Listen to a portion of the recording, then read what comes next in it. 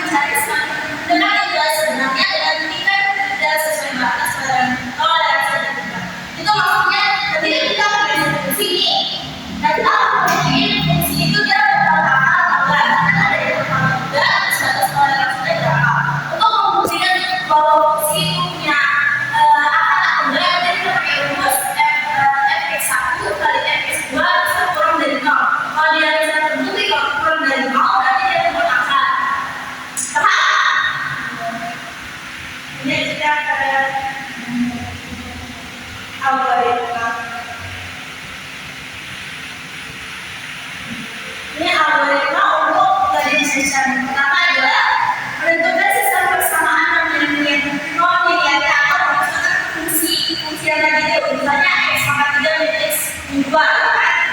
Terus tentukan nilai awal untuk fx1 dan fx2.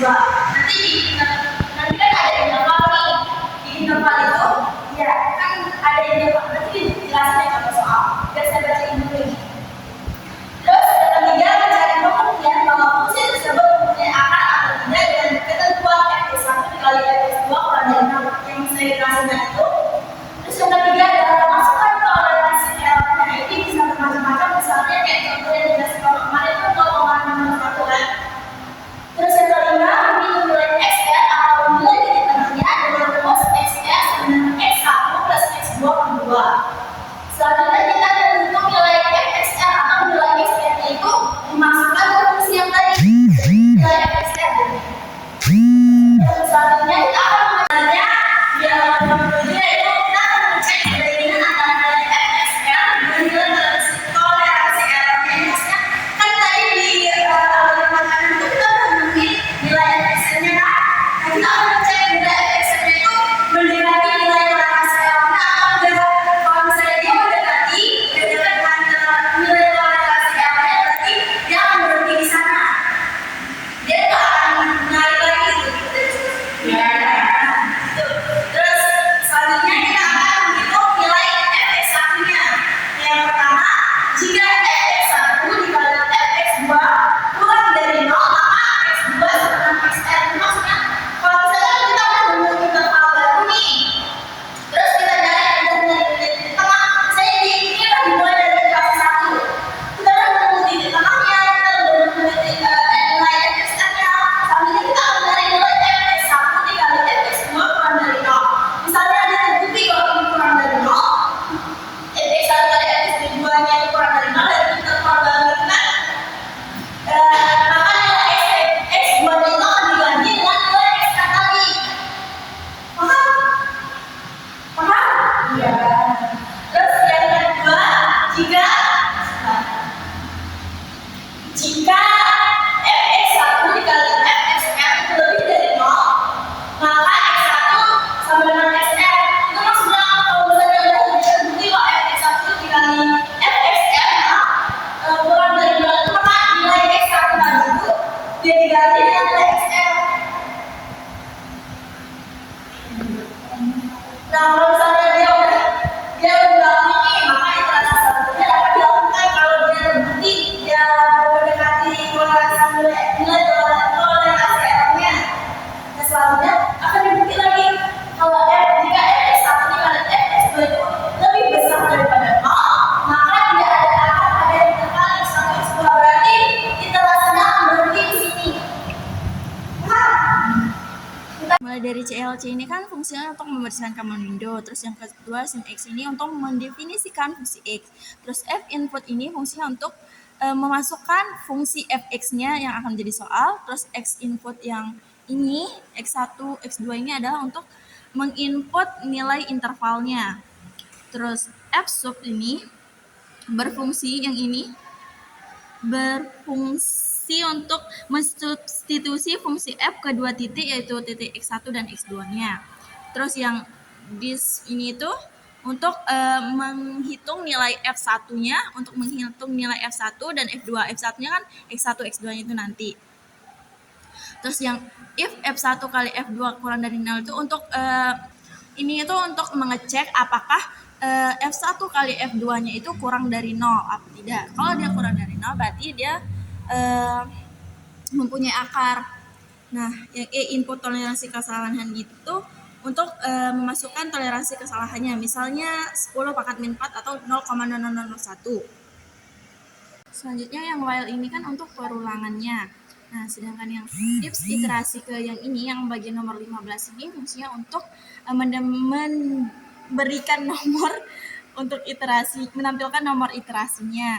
Terus XR ini berarti dia untuk menghitung titik tengah dari interval barunya itu. Nanti kan di sini akan dapat interval baru. Nah, ini untuk menghitung intervalnya.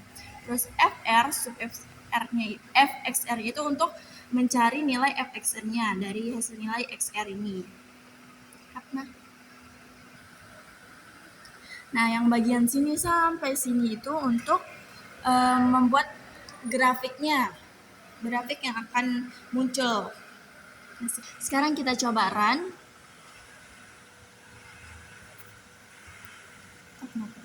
Nah, di sini kita akan masukkan fungsinya. Misalnya fungsinya itu X pangkat 3 min X min 2. Enter. Nah, di sini kita diminta untuk memasukkan intervalnya. Misalnya intervalnya itu 1 sampai 2. Nah, selanjutnya enter. Nah, ini dibuktikan kalau nilai F1-nya itu sama dengan min 2 dan F2-nya itu sama dengan 4. Karena Fx1 kali Fx2 itu kurang dari 0, maka pada interval 1 dan 2 itu terdapat X sehingga Fx sama dengan 0. Itu maksudnya dia ada akarnya. Sekarang kita akan memasukkan toleransi kesalahannya itu misalnya 10 pangkat min 4 atau 0,001. Nah, di sini langsung muncul. Sebentar. Di sini langsung muncul iterasinya. Ini iterasi ke-1, terus ini XR-nya, ini FXR-nya, terus ini toleransi kesalahannya. Nah, ini akar persamaannya adalah X sama dengan 1,1 dengan FXR sama dengan min 0,125. Nah, ini untuk grafiknya.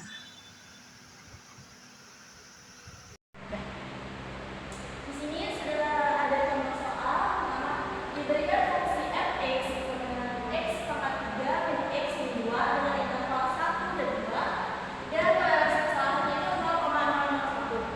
Nah, untuk menyelesaikannya, yang pertama kita akan mencari nilai fx1 dan fx2 dan intervalnya itu yang 1 dan 2 itu yang 1 menjadi x1 dan 2 menjadi x2-nya.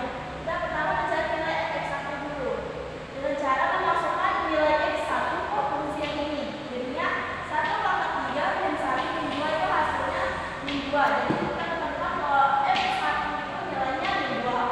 Sedangkan ke f2. F2 itu kan nilainya x2 itu kan nilainya 2. Kita masukin ke fungsinya jadinya 2 pangkat 3 min 2 min 2 itu hasilnya 4. Jadi f2-nya itu sama dengan 4.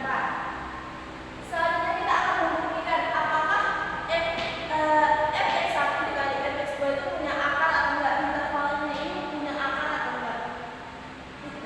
Kita buktikan maksudnya fungsinya itu mempunyai akar atau tidak dengan cara misalnya fx1 dikali fx2 itu kurang dari 0.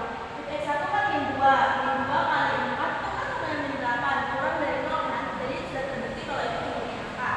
Selanjutnya kita akan mencari nilai titik tengahnya nih, atau XR-nya adalah rumus X1 plus X2 per 2. X1-nya kan 1, X2 2, ini 1 plus 2 per 2 itu sama dengan 3 per 2 sama dengan 1,5.